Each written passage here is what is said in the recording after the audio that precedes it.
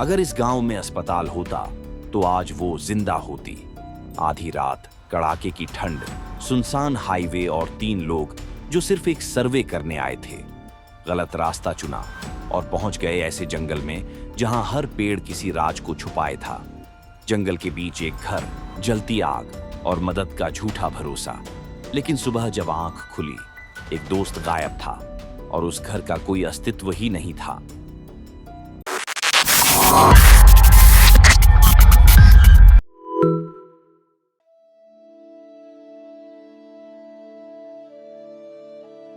जोरों की ठंड थी।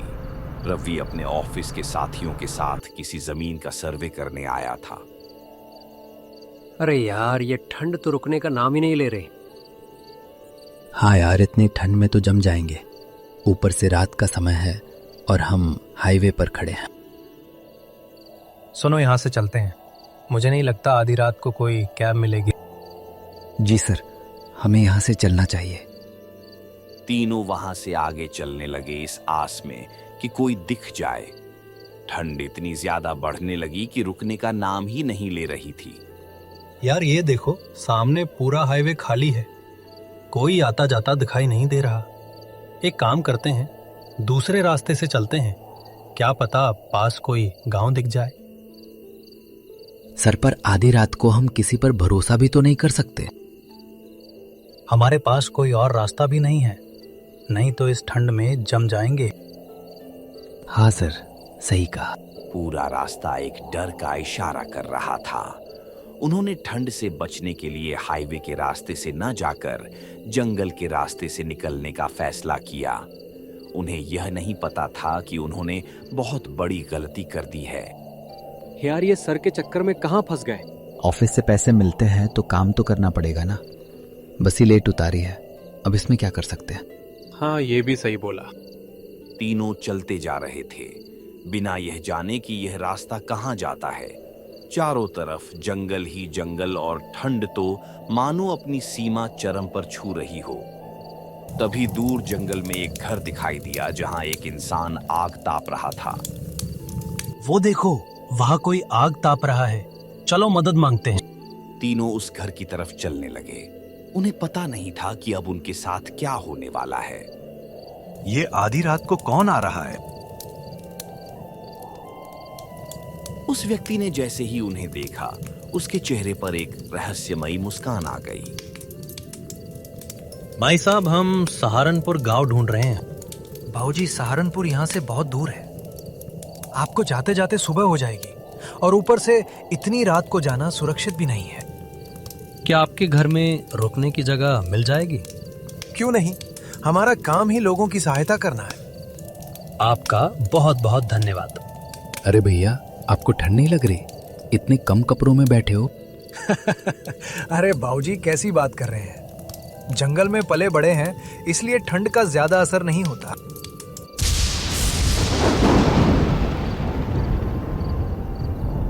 ये बारिश जैसा मौसम कैसे हो गया अचानक?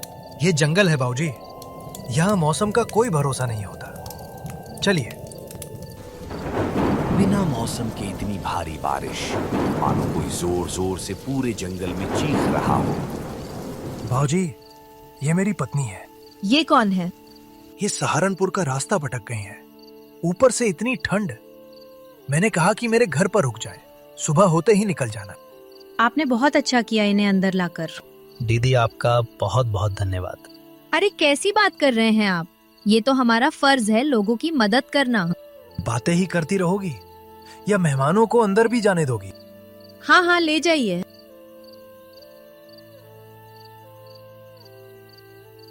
आप नहीं होते तो पता नहीं इतनी ठंड में क्या हो जाता। हमें इसी बहाने कोई जानने वाला मिल गया। हाँ, आपको कभी नहीं भूलेंगे। मेरा भी यही कहना है, आप इसे कभी नहीं भूलेंगे। चलिए, अब आराम कर लीजिए। किसी भी चीज की जरूरत हो तो हम दूसरे कमरे में ही हैं।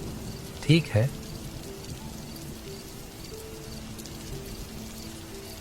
अच्छा हुआ ये भला इंसान मिल गया, वरना इतनी बारिश में हम कहाँ जाते। हाँ सर, सही कहा। ऊपर से ठंड और ये तेज बारिश। चलो अब आराम करते हैं, सुबह निकलेंगे। अभी तो बिस्तर पर एक ही आदमी आ सकता है। मैं थोड़ा लेट जाता हूँ। बाहर बहुत तेज बारिश हो रही थी। अंदर तीनों आराम कर रहे थे, लेकिन राजू को नींद नहीं आ रही थी। उसके मन में एक अजीब सी बेचैनी थी, मानो उसे पहले से पता हो कि कुछ बुरा होने वाला है, बस वो समझ नहीं पा रहा था। राजू खिड़की से बाहर बारिश को घूरने लगा। अरे भाई आराम कर ले यार, रात बहुत लंबी है। अभी भाई तू आराम कर, मुझे अभी नींद नहीं आ रही। ठीक है भाई, मत करो, मैं तो चला आराम करने। कुछ देर बाद वो भी लेट गया। तभी उसे किसी के पैरों की आवाज सुनाई दी।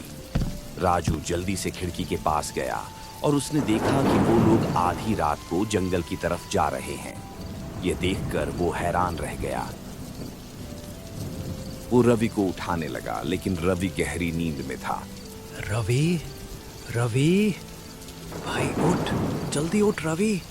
जब रवि नहीं उठा तो राजू खुद ही उनका पीछा करते हुए जंगल की ओर बढ़ गया।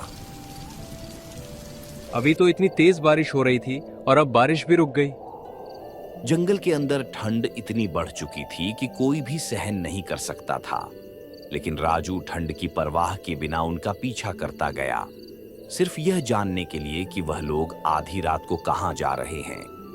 कुछ देर चलने के बाद उसने देखा कि वे लोग अपनी असली भेष में आ गए हैं और जानवरों का शिकार कर रहे हैं। ये नजारा देखकर राजू की आंखें फटी की फटी रह गई। वो डर से कांपते हुए वहां से भागा, लगातार भागता गया, रुका ही नहीं।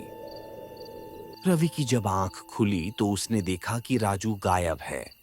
उसने जल्दी जल्दी इधर उधर देखा और दूसरे कमरे में भी जाकर देखा, लेकिन वहां भी कोई नहीं था। सर उठिए, सर उठिए, राजू नहीं दिख रहा। सर घर में कोई नहीं है, राजू भी गायब और वो दोनों भी। क्या बात कर रहे हो? तुमने ठीक से देखा है? सर मुझे कुछ ठीक नहीं लग रहा। डरो मत, चलो ढूंढते हैं। दोनों राजू को ढूंढने के लिए निकल पड़े। क्यों सर, ये भी दोनों नहीं है? चलो देखते हैं। दोनों राजू को ढूंढने के लिए निकल पड़े। वे जंगल की ओर बढ़े और ठंड इतनी खतरनाक थी कि मानो अपनी चरम सीमा पर पहुंच चुकी हो। समझ नहीं आ रहा, आधी रात को कहां ढूंढे? सर हम हाथ पर हाथ रखकर नहीं बैठ सकते, हमें उन्हें ढूंढना चाहिए। ठीक है, चलो गांव की ओर चलते हैं, वहां किसी से मदद मांगते हैं। दोनों गांव की दिशा में बढ़ने लगे, इस उम्मीद में कि कहीं से कोई रास्ता दिख जाए, जबकि उन्हें गांव का रास्ता मालूम भी नहीं था। काफी देर भटकने के बाद किस्मत से उन्हें दूर एक गांव दिखाई दिया। ये देखो, घर जैसा लग रहा है। लगता है हम गांव में पहुंच गए। चलो किसी से मदद लेते हैं। उन्होंने देखा कि आधी रात को एक घर के सामने कोई आग ताप रहा है। अरे काका, इतनी रात को कौन आ रहा है?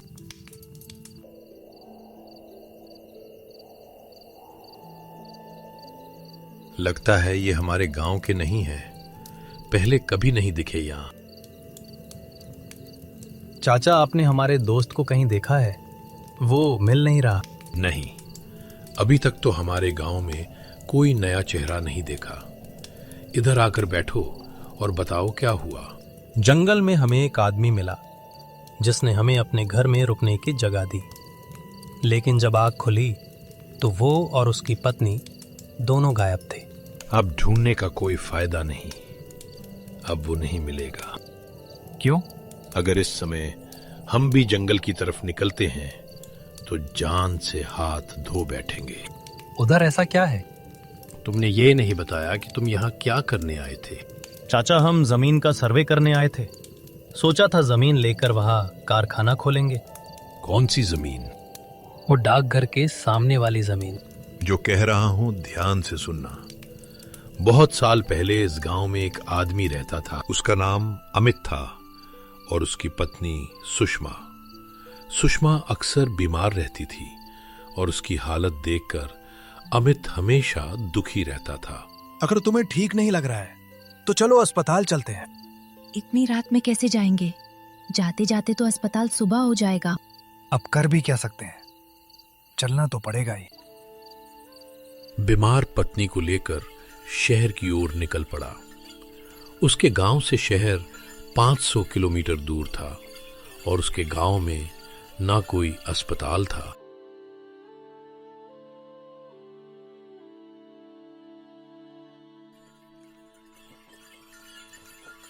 दोनों शहर पहुंच गए थे और डॉक्टर ने सुषमा की जांच की।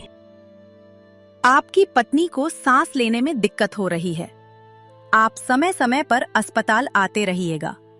इलाज मिलता रहा तो ये ठीक हो जाएंगी। तुम अब ठीक हो?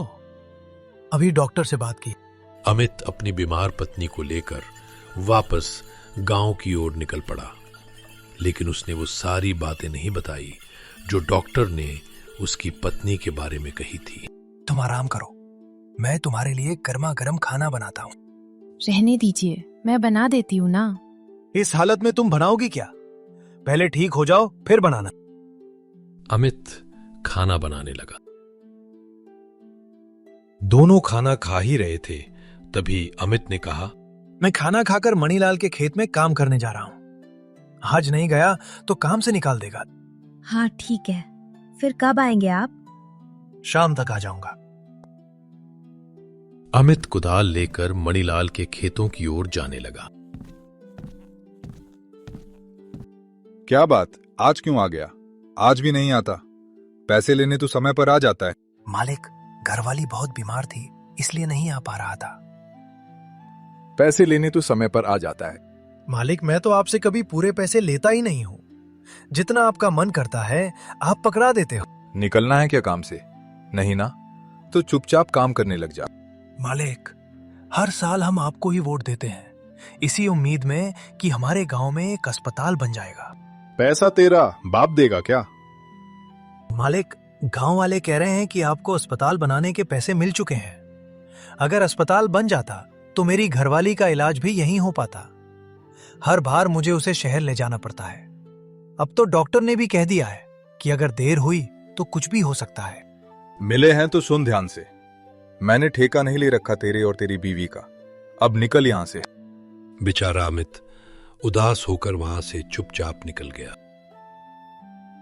मैंने मालिक से कहा था कि सरकार जो पैसे देती है उससे अस्पताल क्यों नहीं बनवाते, तो उल्टा बोलकर मुझे वहां से भगा दिया गया। वैसे भी अब तो मैं ठीक हो जाऊंगी कुछ समय बाद। हाँ, पर यहाँ के लोगों को भी तो जरूरत है। रात हो गई थी, दोनों सो रहे थे। अचानक सुषमा को सांस लेने में दिक्कत होने लगी। तभी अमित की आंख खुली। क्या हुआ? क्या हुआ? सांस थोड़ी थोड़ी आ रही है। तुम सांस लेने की कोशिश करो। अमित तुरंत आधी रात को अस्पताल के लिए निकल गया। कुछ ही देर बाद तेज बारिश शुरू हो गई। सुनिए जी, मैं ठीक तो हूँ ना? बस तुम सांस लेने की कोशिश करो। आप पहले साइड में रोकिए। लगता नहीं है अब जी पाऊंगी। तुम्हें कुछ नहीं होने दूंगा, बस तुम सांस लेने की कोशिश करो। अब कुछ नहीं हो सकता। काश हमारे गांव में भी एक अस्पताल होता। तुम नहीं रहोगी तो मेरे जीने का क्या फायदा? हमारे पास अभी भी मौका है अस्पताल जाने का। चलो पहले उठो, अस्पताल चलते हैं।